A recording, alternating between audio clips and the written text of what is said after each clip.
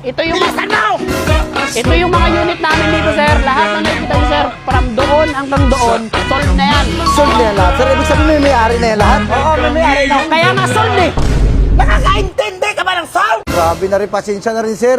Siyempre, ano lang ako. Balatan kita. Wag naman. Sir, kasi kailangan ko nagdadalawang isip kasi ako, sir. Kung Ano ano... ba isip ka? Wala kang isip? Sir, ano ba itong kasama mo? Paano tayo magkaroon ng komisyon Nabusit niya? kasi ako, kamahal-mahal ang bili ko nito. 35 to sa puto ko na, i-cancel niya lang. Nag-i-inquire pa kasi. Paano tayo magkaroon ng Sir, komisyon kasi yan? plano ko kasi, Kaya sir. ko susi ang utak mo. Uy, wag naman yun. Wag naman yun. May ano ba kayo dito? May binta kayong bako? Bako? Oo. May nakita ka bang bako dito? Ay, wala, sir, Wala akong nakita. Mag-arkila ako ngayon ng bako. Magpahukay ako para ilibing kita doon animal ka. Uy, sobra-sobra naman sa'yo. Ganito yan, sir. Explain ko lang sa inyo, sir. Siyempre, customer ako.